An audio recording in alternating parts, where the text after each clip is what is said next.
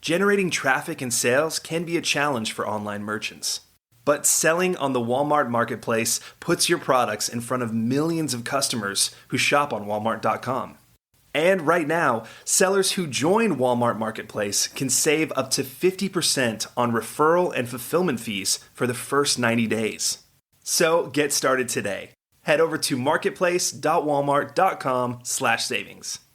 That's marketplace.walmart.com/savings. Welcome to E-Commerce Conversations, a podcast by Practical Ecommerce. Welcome to E-Commerce Conversations by Practical Ecommerce. My name is Kerry Murdoch. Steve Case, the co-founder of America Online, is by any measure an internet visionary and pioneer. His investment firm, Revolution, invested $40 million into Bigcommerce, a leading platform for smaller companies, in 2013. He joins us today to discuss that investment as well as his outlook on SMB Ecommerce generally. Well, Steve, thank you for your time today. It's good to be with you. Steve, you're, of course, an astute, pioneering investor with extensive tech and other investments. My first question for you today, Steve, is why invest in SMB e-commerce? Well, at Revolution, we look to invest in people and ideas that can change the world, and we look for really big swing for the fences kind of ideas that right now may be small companies, but we have the belief that they can be large companies over time because they're focused on disrupting large sectors of the economy and important aspects of people's lives. So that's the starting front. In terms of why we're interested in commerce specifically, only about 10% of retail right now happens through e-commerce, and clearly that's growing and will continue to grow. And we think we wanted to be well positioned in that sector, so we've made a number of e-commerce related investments. And we also believe that we're beginning to see sort of the democratization of e-commerce, that of course some of the big players will continue to be significant, but there's an opportunity for everybody to play if they have the tools that really enable them to do that, both in terms of it being easy to get started and then easy to scale. Steve, by our count, there are something in the range of 600 e-commerce platforms, give or take. That's licensed platforms, hosted platforms. Your company, Revolution Growth, of course, last year or a year and a half ago, invested in Bigcommerce, which is certainly a leading platform. Why did you pick Bigcommerce and not one of the others?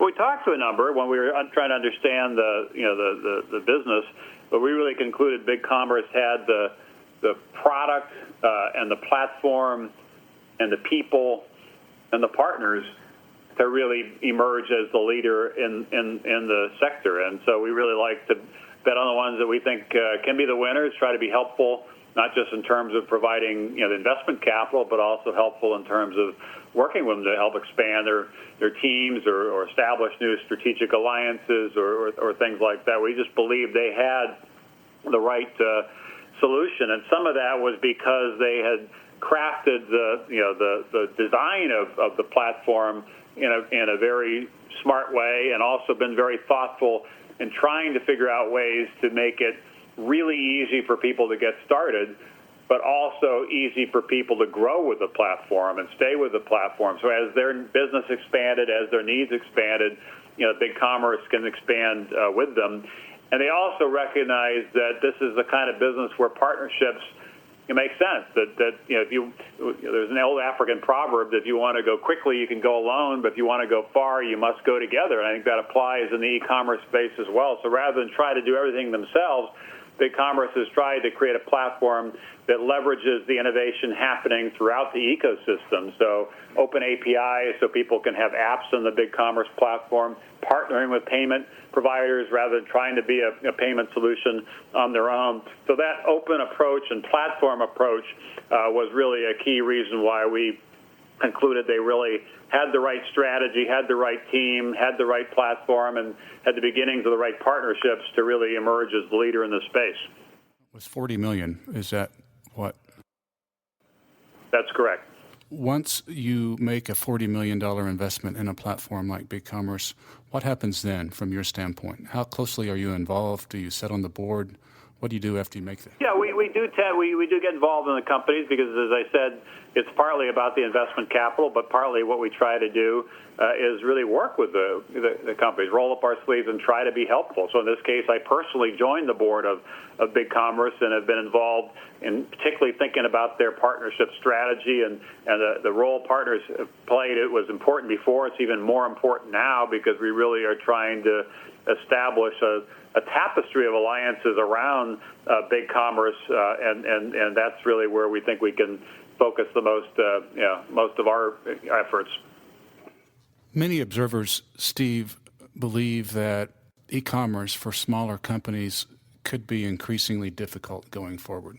They cite the growing dominance of huge marketplaces such as Amazon, Walmart's marketplaces growing, and others.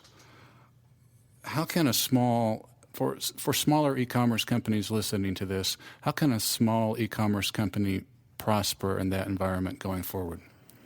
Well, I'm bullish on the role that these smaller players can play, and I certainly recognize that there's some, as you mentioned, some dominant players like Amazon and Walmart. I think they'll continue to have an important role, but we're starting to see consumer preference for a wide variety of merchants, not just a few. And it's not that surprising to me because we've seen the same kind of evolution over the past couple decades in other sectors of the economy, things like restaurants, where there's certainly some large players, a McDonald's or a Chipotle. There's many large players, but there's also a continuing important role for kind of smaller, restaurants. And maybe a chef has one or two restaurants. So even though the big players have grown rapidly, there's still been an important role for the kind of the niche providers, the specialized providers that are providing just a little different kind of experience. Similarly, we've seen that idea of the long tail with content, that there are certainly important media companies that have a significant presence in the market, but we've also seen a explosion in voices, an explosion through blogs and Twitter and Facebook and other kind of social media platforms.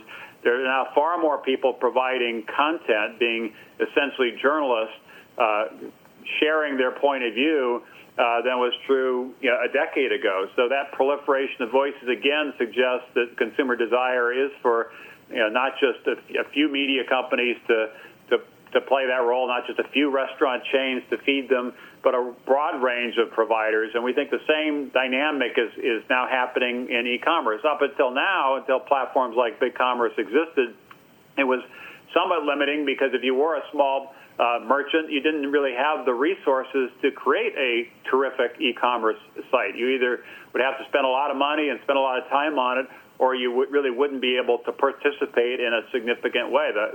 The birth of platforms like Bigcommerce has really enabled everybody to participate with very robust solutions that even a few years ago would have cost a lot of money and taken a lot of time. Now you can be up and running, really quickly and really inexpensively through Bigcommerce. I think that will accelerate the adoption around e-commerce and a variety of providers, merchants that hadn't done it before, and also accelerate this democratization of e-commerce and the development of the same kind of long-tail phenomenon that we've seen in sectors like content, also now applying to commerce. Let's shift gears just for a sec and discuss you and your firm. Your firm, of course, is Revolution Growth, I believe is the vehicle that invested in Bigcommerce. Could you tell us about your company, what it does, what sort of investments you make, that sort of thing?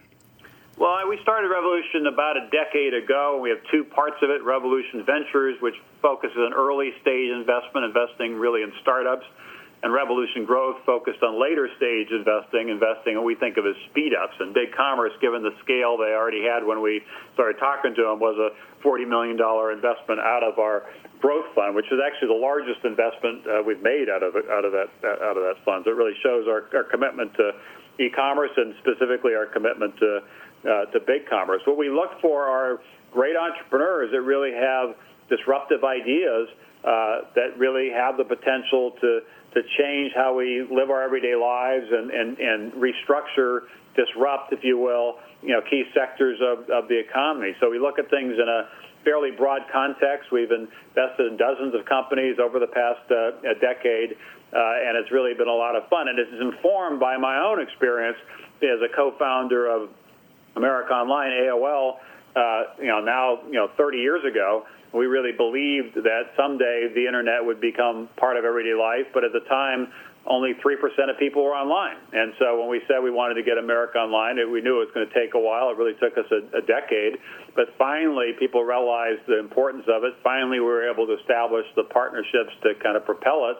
And the internet really took off. And at its peak, AOL benefited from that, because more than half of all the internet traffic in the United States in the late 1990s went through AOL. So we saw firsthand as an entrepreneur the power of an idea, the power of betting on a company relatively early that had a big idea, and the power of partnerships that surrounded AOL. So that same philosophy applies to what we do at Revolution. We look for those breakthrough ideas from terrific entrepreneurs who've already built great teams, but maybe we can help them take those teams to the next level on the, helping recruit on the people front.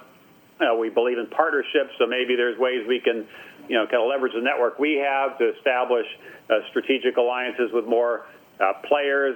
We want to be helpful on the positioning front. Different ways to think about strategy. We want to be helpful on the policy front because we think the next wave of companies, sort of the third wave of the internet, will have more of a connection with governments, either as buyers or regulators. So those are the kind of opportunities we look for, where we can really believe in the idea, believe it has the potential to be a significant company, but also believe that we can add some value in some discrete areas beyond just being an investor. You mentioned at the onset that you had invested in e-commerce, other e-commerce companies, I believe is what you said, in addition to Bigcommerce. Are you able to say what those are?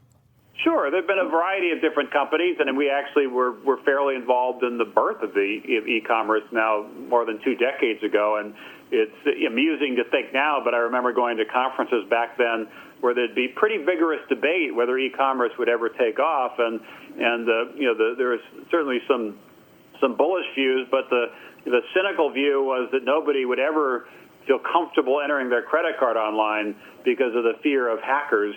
And now, obviously, we're at a point where not only do people willingly put their credit card online, but they actually ask the provider, the merchant, to save the credit card information so they won't have to enter it again. And now don't mind those merchants tracking their purchases so they can recommend other products that might be of interest. So it just shows you how quickly this whole phenomenon has evolved. Are you able to say companies that you've invested in since you started Revolution, in addition to Bigcommerce? In the last couple of years, there have been a couple other investments, specifically in e-commerce, out of our growth fund. One is a company called Lolly Wally Doodle that has really pioneered the use of social media, initially Facebook, but it's now expanded as a way to create demand for their products, which are focused at really targeting young girls with apparel. We've also invested in Custom Ink, which has been in the group T-shirt business. They've built a fairly significant business on providing, whether it be for clubs or groups that are doing charity walks or things like that, the ability to buy 50 or 100 of these customized T-shirts. And that's grown quite rapidly, and they're moving into some other sectors. We've also, through our venture activity, Revolution Ventures, invested in Booker, which is providing a booking platform for a variety of different providers. So there's a number of different investments we've made over the past couple of years in the e-commerce space. But our largest investment it really is in Bigcommerce for the reasons that I mentioned. We really believe it is the kind of breakout company that can dramatically transform the e-commerce landscape, and in the process enable a lot of people to participate. This whole idea of democratizing e-commerce, and in the process also build a valuable company for investors, including ourselves. Steve, I'd like to ask you a couple of macro-related questions, or questions related to macro issues that could affect the continued growth of e-commerce, especially SMB e-commerce. The first one you've alluded to, or you mentioned earlier, and that is online payments, credit card payments. Credit card payments for smaller merchants, they're very, very difficult for smaller merchants to understand. Processing statements are difficult to understand. Credit card processing rates can vary from one merchant account provider to the next. Fraud's always an issue. Merchants are largely responsible for detecting fraud. What's the future of online payments? Well, it's obviously going to be significant because the whole online sector, whether it be content or commerce or community, other aspects, it continues to grow rapidly, and online payments are kind of part and parcel of that. And so it will need to continue to evolve so that it is easy and safe for merchants, as well as being convenient and affordable for customers. So that will continue to evolve. But the strategy at Bigcommerce has really been, don't try to do this on your own. Partner with other companies, and there are already partnerships between Bigcommerce and companies like PayPal and Stripe.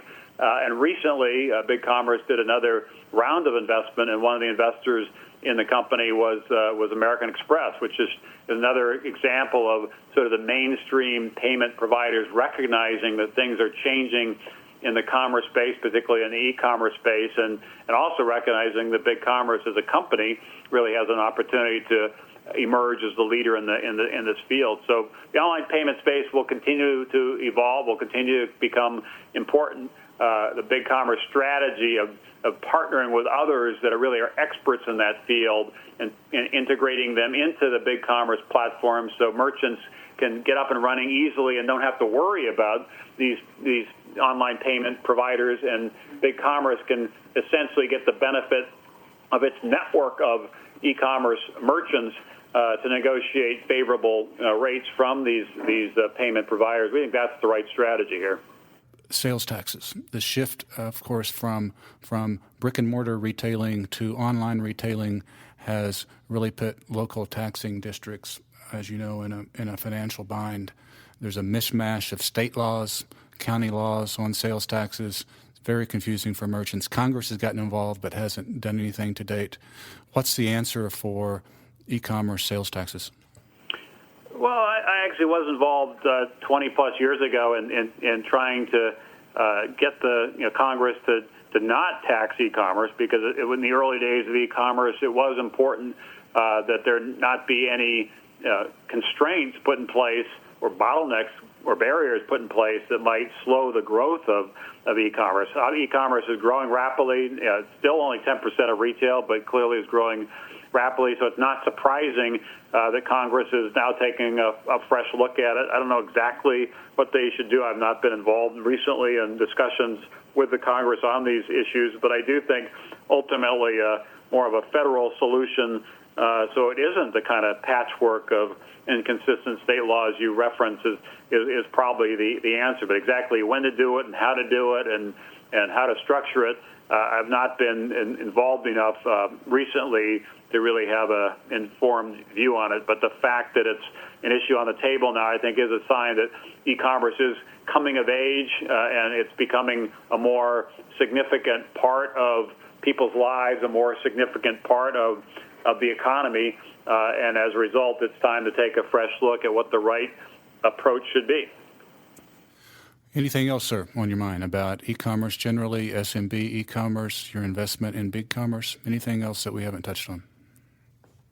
No, I think we've covered the key points. I guess I just end kind of where we began, which is the reason we're so excited by this is we've seen the evolution of e-commerce over the past couple of decades. We've seen it go from an idea that had its cynics and critics who didn't believe it would ever get off the ground to now being a pretty significant industry and a pretty significant and growing sector of commerce overall. But there's still a lot of opportunity to grow, and we're big believers in empowering merchants to be players in e-commerce. That's really a key driver behind our investment with Bigcommerce. We really want to make sure everybody has the tools to really compete on a global stage and that can do it inexpensively the Bigcommerce platform can start with well under $100 a month, and then scale up from there depending on your needs.